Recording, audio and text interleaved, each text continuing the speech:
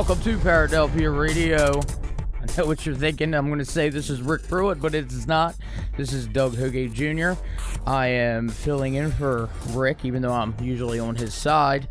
But unfortunately, Rick is not with us tonight, so I'm going to be taking over this captain's chair.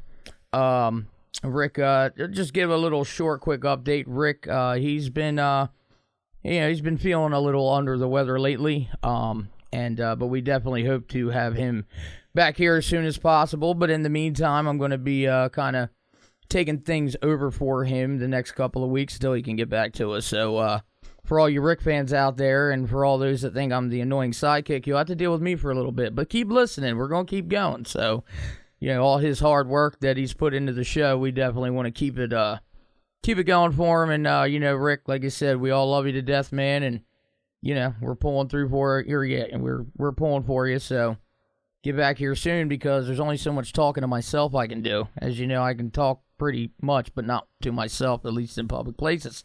But anyway, with that being said, like I said, I do know I have Toxic Mike over there to help me too, even though sometimes when he gets into a conversation, he rolls his eyes with me sometimes too, but it's okay. He has to anyway. It's his show, or studio, I should say. But anyway, like I said, I'm going to, tonight, just going to, spend the next hour here doing some paranormal news and whatnot. And then next week, I know Jenna and I believe Gene hopefully will be joining me here in studio. They've been, of course, with the holidays coming up and everything, we're all pretty busy. But again, we're going to probably hold ourselves a nice little Christmas special next week. So I'll definitely have to work hard so I can get us one of the ones that Rick usually does good. But like I said, I'm hoping to feeling good. It's nice and easy when you're talking to somebody, but like I said, we'll get through it. But anyway, so to get things started, I do want to share something that's pretty interesting before I get to the news. So as you guys all know, I am into the whole paranormal investigating thing, with jumps. And, ever since the pandemic had started, we haven't really been busy. I mean, people are home a lot. So, and I've always had this theory ever since this whole, COVID-19 stuff started, as to, I wonder if activity seems to be picking up for people because they're home more and they have more of an opportunity to experience things, or if, because they're home, spirits who kind of want to hide out, if they just hide out and they don't do as much. But actually, I'm going to get to a story here in a little bit that actually kind of answers that question. But with that being said, we're Melly and I. You remember Melly? She's been on the show, and she should be joining us here in the next couple weeks. Also, where we live in a house, but we live like it's a what is it called? It's like a duplex. We live on the downstairs, and our neighbor upstairs, she actually reached out to me, and I had no idea. I kind of had an idea because she was like posting things on Facebook about how lately things have been happening. Things have been kind of things that she can't really quite explain. And then I just get this random text message from her about, I think it's been about a week or two ago, actually asking to investigate. Now, one thing that they don't say when you get into this line of work is you don't investigate your own house. However, I think we're going to go ahead and move forward with it for the simple fact that, yes, it is under the same roof, but it's a whole different apartment. And of course, you want to help a neighbor out and everything, but I think I'm going to kind of go against the rule that you kind of have, and we're going to go ahead and investigate. Now, I'm definitely sure to keep everybody posted with that because, excuse me, I do have an update that I got to give everyone on our investigation that we did at a business in Elmer a few weeks ago, where we had some pretty interesting things happen. Especially it's the fact of, because of confidentiality, I can't really share much about the location, the business and whatnot. But let's just say it's a business with majority of, men who guys are always talking about how tough they are, but these guys do not want to be in this building at night. So They literally run scared and even thought it was crazy for us to be there at night. But we did investigate a few weeks ago, and just about done reviewing that evidence. But once I'm done that, I definitely want to share with everybody because it's an interesting case, just for the simple fact of the history and all that with it. So I'd definitely think everyone's going to be interested in this, especially with what's happened there, because I will say one thing that did occur during that investigation. It's not really happened much in all my years doing this, but we had a phantom smell occur, which, for those of you who don't know what a phantom smell is, when you're doing an investigation and all of a sudden this random smell occurs. Now, some people I know right away, they're thinking, like, is it something nasty somebody might have caused? Some nasty smell, but it wasn't nasty. It was like this, like a perfume type smell. And of course, when you're investigating, we look for all sources.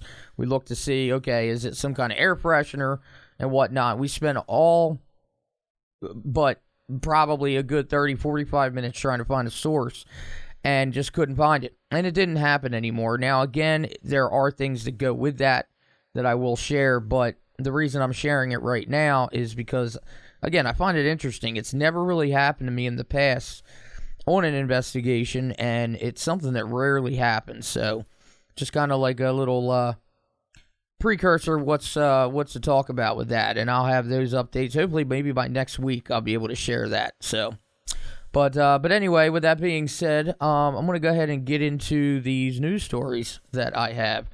So, yes, I see somebody, when he farts. That's the first thing I thought when I started explaining that, is somebody thinking like, oh, okay, somebody must have farted. But if that was a fart, it was a pretty good smelling fart.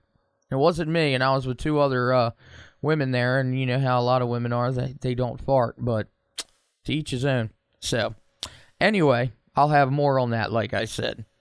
So anyway, I want to get into the news now here. So, all right. So for this first one, now we all know who Elon Musk is. And, Mike, actually, if you'd love to jump in during these stories, I always like your intake on this. So back there in the, behind the thing. So Michael's great. I like Michael. This is Michael. Michael. Michael.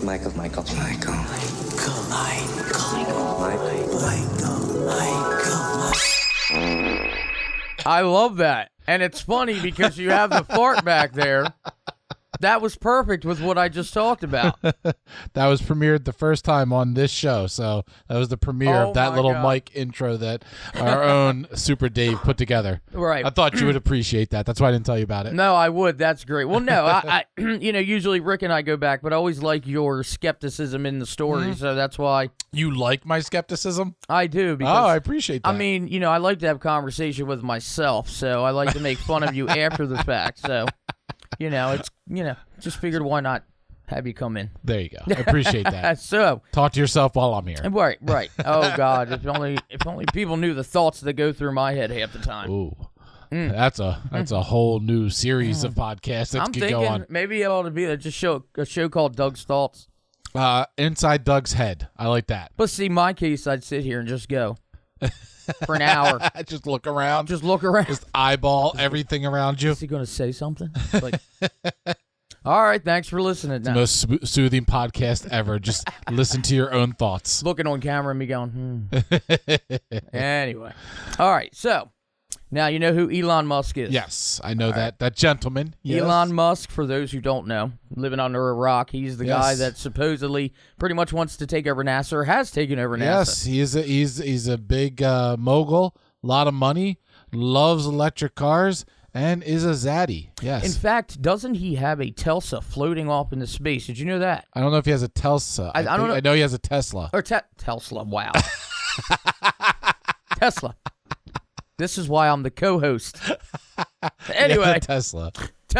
All right, yes. So, but yeah, he shot that up. I think that was like his first mission was to shoot it up with a astronaut in it and playing Rocket Man. I wonder if it's still playing. Like, Probably. Passing Uranus with Rocket Man playing. Passing Uranus with Rocket Man playing. It's the first planet I think of all the time. I would think that's going to be your next album when you start a band. Yeah, it is. Okay. If that's not the name of the band. Oh. Uranus is.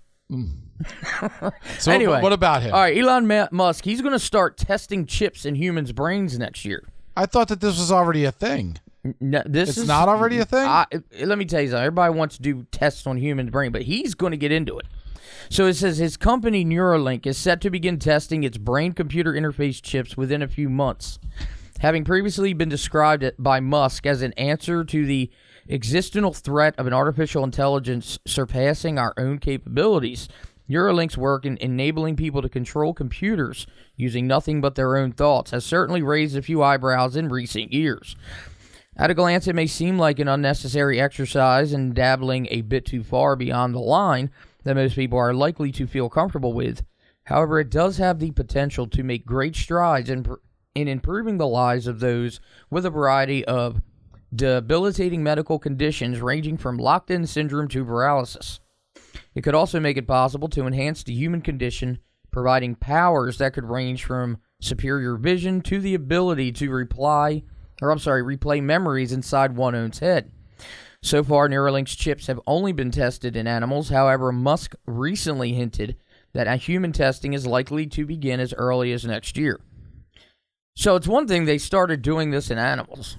Well, you have an animal that has like superhuman strength, and that's how Planet of the Apes start. Well, it's funny you say that because on as you're talking about this, I looked it up, and on Insider, on BusinessInsider.com, it says Musk says Neuralink's working well in monkeys. Right. We're actually doing just a lot of testing and just confirming that it's very safe and reliable, and the Neuralink device can be removed safely. So they're testing this in monkeys, and it's working. And I mean, you take this and you couple it with, I mean, I think Doug, that Facebook's new parent company's name is Meta. Yes. Because Zuckerberg is looking into the metaverse as the future of interaction. They look at it as Web3, the new iteration of websites and the internet, where it's not going to be just a flat screen in front of your face.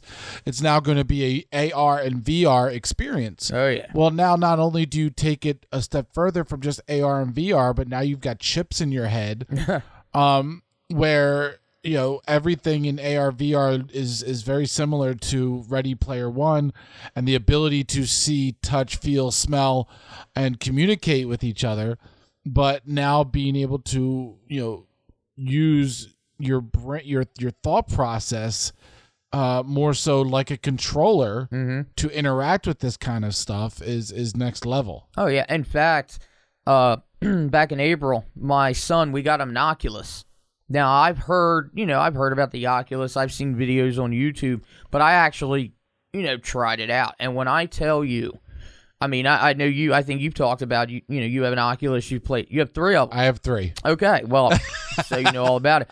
But I'm telling you, it is neat. Like, I was doing this bar fight game. Where like you literally bend down. I mean, I was like running into things, like trying to swing and whatnot. But the fact that you take video games, just like you said, from a controller to where in this case it's virtual reality, you're putting it on your face, you're putting things in your hands, but it's going to eliminate that to where your own thoughts, like Ready Player One is one of the greatest movies, because that's definitely the future.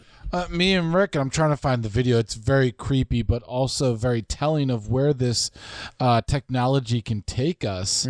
I got a mother-daughter, because what this here it is, and I'm gonna bring this up on the screen, and I'll kind of explain it for everybody that's listening and not watching.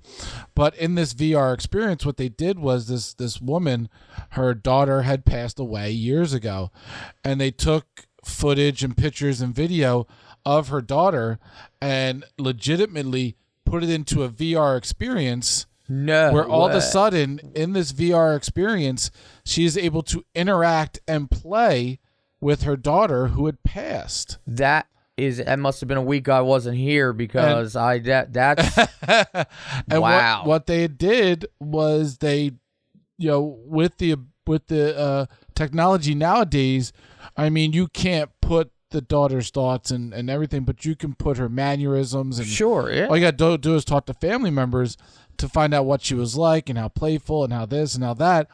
And they were actually able to create this VR experience, and looking at it is it's just creepy, but also it just shows you what they can do. And in your world, the world of paranormal, I mean, electronics is a huge way that, the other side communicates. Well, I mean, and that's the thing. I have read a lot of different things. I mean, of course, technology in this field's they're always trying to find ways to be able to see through that realm, see through that other dimension, in a sense that they say that spirits, exist in. And I mean, the difference between all of this is you're taking, in this sense, someone who was living, as you said, they're living, they could take your animals, but, perfect example. Look at, like, the Fast and the Furious movies. You had Paul Walker, who passed away during the making of one of them. There's so many now. But they were literally, like, able to take just the computerized image of him and put him into that movie on little bits and pieces, so it's like you didn't even know that wasn't really him being filmed right there. So when, like you said, we already have things, of course, like, the infrared, and we have just all different types that, full spectrum and whatnot that we use. But I still believe on that kind of thing, we're still a long way away of being able to just say, like, spirits, do they really exist? Are we really communicating with them? To actually say, like, oh yeah, we're physically on our way to being able to associate ourselves with them like that. But that right there is, I don't know if it's creepy or if it's something that is good. I mean, I kind of have mixed emotions about it, but that's incredible. At the same token, though, I mean, we've seen, it's kind of comical, but it's of the same realm, right? Them putting holograms on stage, like Tupac or like Michael Jackson, and the joke was, would you go watch a hologram perform live? But when you've got this mixture of AR and VR, and then again coupled with the fact that they can start putting these implants in our actual body that can then maybe project it right from our eye sockets. Right, we don't even need to wear we don't even have to wear any device. We could have that person, in a sense, with us. We might be the only one, or who knows? I mean, it's endless of what the possibilities are. But I've always wondered, and talking about this kind of stuff, because this is very futuristic stuff. Absolutely. We're not getting our flying cars or our hoverboards, which I'm very pissed about. Oh my God, was it yesterday or the day before? I was talking to somebody. I was talking to somebody about like the rideshare they have. I was reading another article talking about that they were looking into creating self-driven cars for rideshare. And it was almost like, would you feel comfortable having a vehicle pick you up to take you somewhere that no one was physically driving? They already have that. Are they driving? They have that in Vegas. Do they really? In Vegas, they have a certain path. I'm so behind. So what they're doing is, I think it's from like an airport or a train station. Right. And it goes along a path that goes, and it's like a circular path that goes by some landmarks. Okay. And if you're going to one of those landmarks, you could choose, and they're all Teslas, and you could choose to Musk to get into one of these Teslas, right, and have it drive you without anybody there, because with the sensors, with the infrared, with the AI, the cars can 100% calculate for other vehicles or other human beings on the road. And this kind of stuff, and what I was getting to with the hoverboard comment was like, I definitely, more so than ever right now, feel like we are in the future. And I'm wondering, like during the early 1900s, 1800s, 1700s, has that always just been a feeling of whatever century, whatever time period you're living in, where you're like, this is the future. I mean, because man's urge to push forward and innovation and everything has always been there, but it seems like right now it is going so quick, and we're getting these things that nobody would think about. I just saw the other day that you can actually buy for, I believe it was $120,000, an actual not a hoverboard. What am I thinking of? What are the Jesus Christ, I can't think of them. The things that fly around outside with the cameras. Oh, drone. You Right. could buy a human-sized drone, one passenger, and actually fly that drone. Now, it only flies for 20 minutes, but that's a huge start. The drones would be the flying cars. And I've never felt more like I am in the future than I do right now. Right. And with this being a paranormal show, and with the thought process of all electronics are able to kind of have the ability with cameras, with video cameras, with sensors, with audio, is kind of a gateway. Would that, if the other side does exist in terms of being able to communicate, with all of these electronics becoming so much more integrated into our livelihood, more so than ever before. Oh, yeah. Everything is electronic. Right. Does that open it up even more?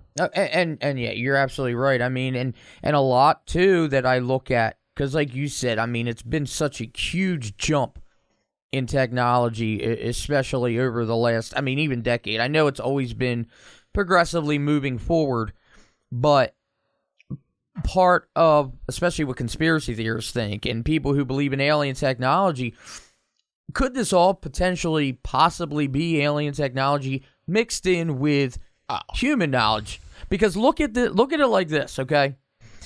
You know, you go back to like Roswell, and you look back at everything technical before Roswell, what we had technology-wise. Then all of a sudden that happened. Then the spike in things. I mean, obviously not right away. I mean, you're not going to go, if it was true, you have to backwards engineer it. Yeah. Right. I mean, yeah, it's going to take a long time, but now all of a sudden we're getting to where, yes, people, not saying people were dumb back then, but the more technology happens, the more intelligent we get. So we've, in a sense, after all these years, have been able to back engineer it. So now here we are coming out. Mm-hmm. You know, are we getting to that point where we're finally catching up and saying, oh, okay, this is how this works. Boom, flying car, or cars driving themselves, or what? I mean, even as simple as the iPhone. Yeah, so very, very true. 100%. Yeah, I sit there and look at that being the starting point of it all. That is in no way, shape, or form something that is something that has definitely entered my brain, right, and made me think: is this how this came about? Because how else do you describe it? Right. I mean, yeah, there's again smart people, but just that quickness in things. I mean, not even saying, oh, it was Roswell. I mean, there's theories out there that we've been in touch and we have special contract with other alien civilizations and have since the 1940s. So, you know, just the little things that they keep coming out with. It's really amazing. And now, like you said, with the human chip thing and being able to take virtual reality and making it our own thoughts, just puts us in a whole nother world. Absolutely. So, but yeah, so, I mean, I'm sure once something comes out like that, it's going to cost a lot of money. But I did find a way for us to make some extra money. All right, so so there is a firm, you know, we're on this technology kick. There's a firm that will pay you $280,000 to use your face on a robot. So it says, Promobot, which describes itself as a producer of autonomous service robots for business, is certainly no stranger to the field of robotics, having previously featured in the news with its limited, though impressive, IR-77 robot, which looks like something out of a sci-fi movie from the 1980s, as well as its far more realistic Alex robot, excuse me, which even served as a news anchor on a Russian TV channel. Now the company is looking to take things one step further by creating ultra-realistic robots that will be used to interact with customers in hotels, airports, and shopping centers in countries across the world within as little as 2 years. To this end, the firm is now looking for a human donor who is willing to sign over the rights to their appearance for use as the robot's face for a fee of $280,000. Applicants should have a kind and friendly face and will also need to be over the age of 25. So ugly people, you have no chance, I guess. All genders and races will be considered, so pretty much anyone old enough can apply. The winning applicant will have their face digitally scanned and will need to dictate at least 100 hours of speech material to provide the robot's builders with a copy of their voice. They will also need to sign over the use of their appearance for an unlimited period. Our company is developing technologies in the field of facial recognition as well as speech, autonomous navigation, artificial intelligence, and other areas of robotics. Our new clients want to reach a large-scale project, and as for this, they need to license a new robot appearance to avoid legal delays. So kind of going with like we just talked about, where in our mind we have a chip that can create a whole nother world for us in the reality world that we live in. But now you also have, this could be, I don't know if this could be a good thing or a bad thing, because they're talking about taking these robots and putting them in places where people need to work. And you want to give like a lousy $280,000 to say, oh, let's use your face and turn you into a robot, but then you're going to take jobs away. I mean, I get it. You don't have to pay them. You pay one fee and whatnot, but this kind of technology, I don't know if it would help, in a sense, the economy or kind of cause it to go under, if kind of get what I'm saying. I'm sorry. I was trying to get your take on it, Mike. I'm sorry. I was seeing what you were thinking. You got to pull me in. I'm so sorry. You got to just say, you got to hit me on the back of the head. Like I said, do one of these. Do one of these. I got to get my rhythm down like Rick did. So. You got to do one of these. This is my intro week to it. So I will leave you out on that ledge as long as you will allow me to, so that I do not interrupt your thought process. That's all right. And so that you can get to the point you want to make. Well, like I said, I'm Rick's got it down. I'm still learning. I was checking out. Apparently, our video on Facebook is blocked and can't be viewed by others. So I don't know what just happened. Are you talking about our our video right now? I'm watching it though. I was going to say, did Elon Musk? I have no idea why it got blocked. I mean, was it the news? Did Elon get mad? Elon got I'm sorry. pissed. Elon got very. We're still live on YouTube. For anybody listening on podcasted version, I wonder if it's because you said Facebook earlier and you talked about that. How could you talk about the company you're using and then they kick you off? Maybe they didn't like our comments. I totally don't know. It is very strange. So here's another thing with AI, and I'm sorry to go off your topic. Oh no. But with AI, like these social media. Have AI, and obviously we showed something or said something that the artificial intelligence, not an actual human being, right, flagged. So like the algorithm. That is we call it the algorithm, right? But let's call it what it is: legitimate artificial intelligence that is so intelligent that it can pinpoint out of all the billions and billions of users on Facebook, right, and other social media. The billions and billions that they can pinpoint that you showed a clip or said something that they did not like and pull it immediately. Could you imagine if Rick's listening right now, or the first thing I'm going to tell him is, well, 30 minutes into taking over, I got us banned from Facebook for that episode. Yeah. So, and I'm just reading news articles. But you're right. I mean, it seems like that's an ongoing thing with technology. I mean, it's already creepy enough. People hated the fact that it like Facebook, if you're Googling something, or I'm sorry, sometimes I've even noticed if I just go somewhere, then you go and get on Facebook or even Google and you get an advertisement for it. Right.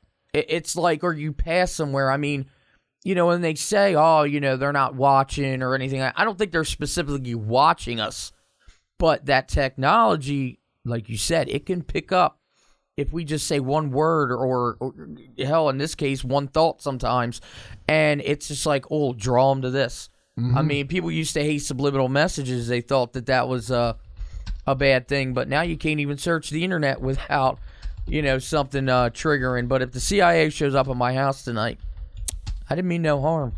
But anyway, but no, again, just this whole topic that we're talking about. I mean, it's amazing that something as big as social media. I mean, have you ever found it creepy when it first started out that all you got to do is take your picture and it knows who you are? Yeah. I mean, I don't know. Like, I'm sorry, if that's not alien technology, I don't know what is. So anyway, I'm sending the dispute because apparently what we played that they do not like, and NBC has was it that video? It was the video that we played. Oh my gosh! It was the video that we played that they did not like. Well, maybe they didn't want the world to know yet. Which is very, very shocking because I got that video from other sources that are playing it on their. It's a whole thing. But anyway, you played it with is, Rick before, like you said. You played it. I've played episode. it before. I've played it here. We are a paranormal news outlet for all intents and purposes, a news podcast, and to play that as you're discussing it, and not to benefit or monetize it in any way, shape, or form, right? Is just crazy for me. But their algorithm, doesn't detect it in that way. Old Al. So we gotta do what we gotta do. Well, maybe we should just get off the topic of technology because. Go ahead. Oh my gosh. Yeah. We'll move on to something. Instead, we'll move on to a woman from New Hampshire who allegedly kept her mother's corpse for months while Social Security payments continued. Now, if you're that desperate for money and can't go get a job at McDonald's, I don't know what's wrong with you. But anyway, a New Hampshire woman allegedly kept her mother's corpse hidden in her room for nearly 6 months as Social Security checks continued to be deposited in the dead woman's bank account. Kimberly Heller, 54, was arrested on November 18th and charged with the abuse of a corpse, the Bedford Police Department said Friday in a news release. Police first responded to the home on October 24th after her family requested a welfare check for her mother, whom they had not seen for several months, according to the release. However, no one was home at the time. When officers returned the next day, police said Heller refused to let them inside. Police returned with a search warrant and discovered her mother's dead body. An autopsy later determined that Heller's mother died of natural causes just days before Memorial Day in May. Investigators also learned that during the nearly 6 months that Heller hid her mother's corpse, her mother's Social Security payments were still being deposited into the bank. Police said that they alerted the Federal Social Security Admission Office of the Inspector General. Wow, the names of these organizations. And are coordinating with the agency's investigation. Heller is expected to be arraigned on January 6th. Like I said, I mean, unfortunately, though, this is not the first time you hear stories like this. I mean, I've seen documentaries. I've seen, like, unsolved mysteries where people will even go as far as falling in love with a corpse. Or I've seen that. I mean, I get it. If you're in love, and unfortunately you lose that loved one, whether it's, spouse or family member, whatever the case is. But to actually then keep that person there, I mean, in this case, it must have been money, but I mean, that's some serious problems right there. I mean, I think she'd probably try to go for insanity, but she'll be in a mental institution the rest of her life, I guess. It's mind-boggling when I hear about this kind of stuff. And not to mention when you to live with just like the smell alone. I mean, I've been in the EMS field. I mean, I've unfortunately responded to calls where bodies have been there for weeks. And when I think of months that a body was just like, I mean, I couldn't even imagine. So, and all that just to keep getting a Social Security check, which I'm sure, it's not like it was worth millions. That's just, I don't know, it's a little much. Money makes people do, and we've all seen it, not to this degree, but money makes people do insane things. Yeah. To extremes, faking.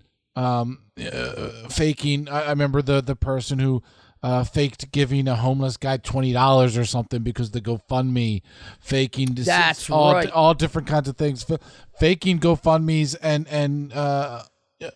It's sick almost. It's 100% sick. Yeah. I mean, stealing. I'm stealing from charities and stuff like that. People do whatever they can for money. Especially nowadays. I mean, I feel like every year I read something about where people will go pretend to be a charity in front of like a Walmart, or like you go see Salvation Army, always with the bell. I mean, people will just set that up. I mean, come up with fake papers and get money off of it. Make a lot of money, and they get away with it. Oh my God, the homeless people, the quote homeless people that aren't really homeless and stand on the side of the road, make hundreds of dollars a day. Oh yeah. For the people that, and I say people because we've heard of this multiple times, whether it's a serial killer that keeps the bodies, or a family member that keeps the bodies, or the killer itself. I mean, I just saw a story the other day on social media where the mother and father killed their 5-year-old son and left the body in the house with the other kids still playing. And it's very, very sad and very mental. Right. But like with these situations where whether it's kids, adults, the elderly, and you just kind of leave them there hoping the problem will go away. Right. It begs me to question the whole idea of like haunting someone. Because if your body is in the household, and that is where you died, I would think that if you had the ability, like my dad before he passed away, like half jokingly said, if there's a way for me to interact with you from the other side, I'm going to do that. And it's kind of like Houdini said the same thing, right? Yeah. They say this, but you would think if there was any kind of perfect storm for that to happen, one of these scenarios would be it. Oh yeah, I mean, like Houdini's wife tried for many, many years to. I mean, she didn't tell anybody what it was. I mean, I think she even went to the grave. I think she did. With what it was, which is what he requested. And people claimed all the time, "I know what it is," but no one ever got it right. Yeah, nobody. Yeah, and that's 100% the purest way to do that. I mean, right. The skeptical side of it. If you are somebody who you're going to pass away, and you kind of it's kind of like a charades thing or a game thing, right? Where you give your significant other the passcode, right? Per se, so that if your significant other does ever go to, a psychic or a seance, or somebody says that they contacted your dead relative, what's the passcode? Right. what's the passcode? That is the most generic way, the most simplest way to do it. What's the passcode? It's like what's your safe word? Right. Right. Yeah. Exactly. What's your death safe word? But, your death safe word. And you get that. I can't tell you how many people. I mean, I've even investigated for people who believe their loved one was, in a sense, haunting their home or wherever I was investigating, who would say, after reviewing the evidence, looking out, they wouldn't tell me what it was, but looking out for something specific.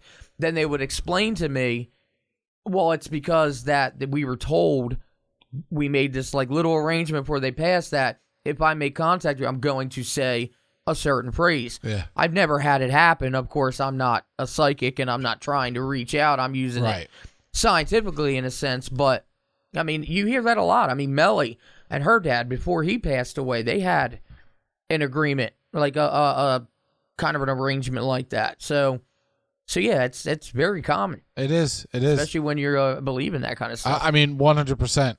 If I was going to, if I knew that I was going to pass away, I would tell every person a different oh, I know. Oh, a different word. Oh, yeah. I'd be like, okay, I'll form out a sentence. I'd be like, all right, I'm going to tell 5 people. All together, you form this 5 sentence, and I'll tell you. Give them an ad. Yeah. It's like an ad lib where they each have a word in the sentence. I'll really mess with them. I'll be like, I have a secret fortune, and the sentence will tell you where it is. Drive them nuts.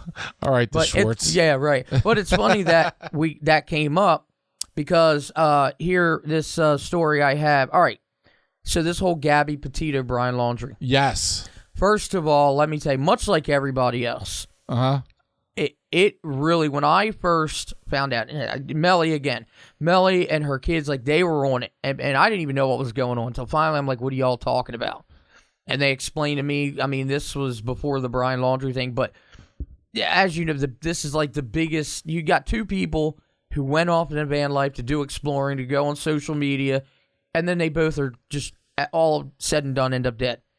I mean, there's so many theories behind it and whatnot. But, you know, with that being said, one of the things that Melly and I looked up one day was how many psychics out there are going on YouTube or something trying to claim that they have the answer as to what happened. I cannot tell you how many we found.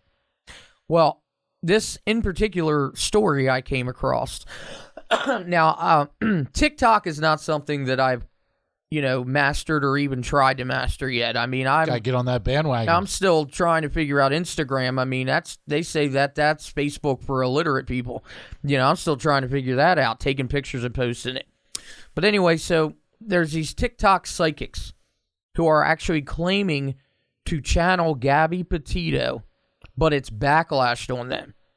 Oh, yeah? Yes, it says self-proclaimed psychics on TikTok are taking heat for disseminating conspiracy theories regarding the killing of Gabby Petito, which critics claim is a sick ploy to cash in on the nationwide fascination with the case. A search of medium Gabby Petito yields dozens of these so-called social media mediums, one who claim they can communicate with the dead, giving their 2 cents on the 22-year-old Long Island native's death, which has now been ruled a homicide. I'll skip ahead because it's just telling the story about Brian Laundrie, all that. In one clip with over 850,000 views, TikTok oracle Kelly Farrow, known as the Kelly the Magical Medium, on the platform. Love her name. Yeah. She said that she was channeling Gabby Petito, but spelled Petito, P-A-T-I-T-O. She spelled it Pat Tito when it's actually P-E-T-I-T-O. That's great. Psychically during the search. The now private video was recorded on September 13th when Petito was still reported to be missing. His energy does not feel like a killer. This is where I guess she was channeling his location and whether he's alive. So she said his energy does not feel like a killer. And I don't know, my phone's acting all okay. No.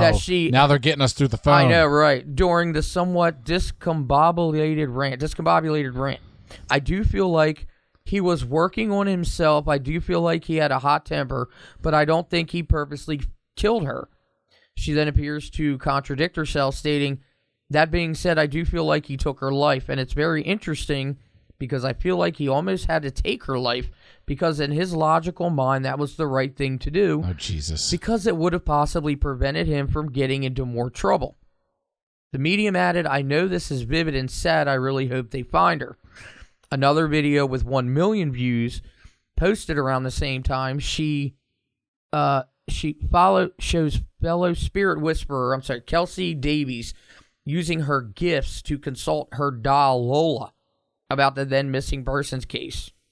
Lola, do you think Gabby is okay? The psychic asked, to which recorded voice responds with a static utterance that Davies interprets as no. I'm sending so much positivity to her family and friends, and I really hope that they can have closure soon. The misfortune teller tells her 3.6 million viewers. 2 days later, authorities discover Petito's remains in Wyoming. The psychics have been blasted by online critics who have accused them by baselessly claiming insight on yet to be uncovered details of the case so they can rank up millions of views. So, now, of course, like I said, there are tons. But I've actually seen people are charging money to people. Like, they're actually, like, saying, if you want to know about what happened with the Petito laundry case, pay me this and we can have us, like, I don't know if they're using it as an advertisement ploy or if they're just trying to put some kind of, I don't know, way to just draw them in. But either way, I mean, it's bad enough. I mean, obviously, and Jean, who's a psychic medium, she'll even tell you, like, 90 to 95% of anybody who claims that they're psychic or a medium are false.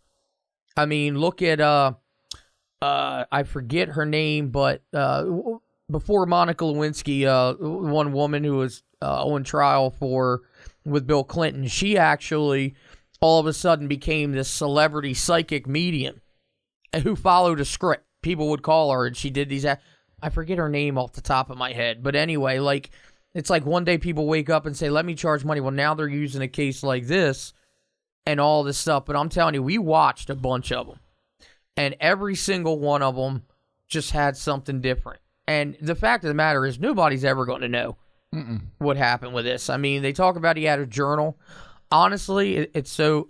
In fact, it's funny. I mean, if Melly's listening, I'm going to share her theory.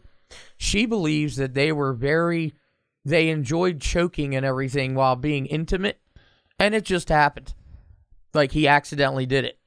Like, you know, they were having sex, and he choked her, and he choked her a little too hard, and was like, oh shit, Mom and Dad, we were having sex, and I killed her. That's I mean, that's a possibility, but they also were pulled over for domestic violence. Well, right, and then that's the thing, like, you see so many, like, I'm sorry, I've seen the video, and I don't know how you can have so many, yes, they're experts in their field, but how can you take one video and all of a sudden claim how a person is?